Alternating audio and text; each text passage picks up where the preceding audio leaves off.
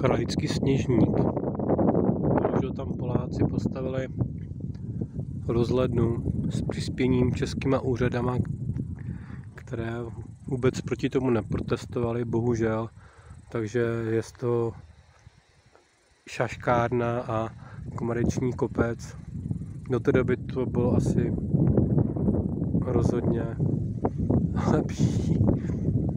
To nevadí, ale tady je tak krásně. Tak se na to podívejte. Však Honza ví.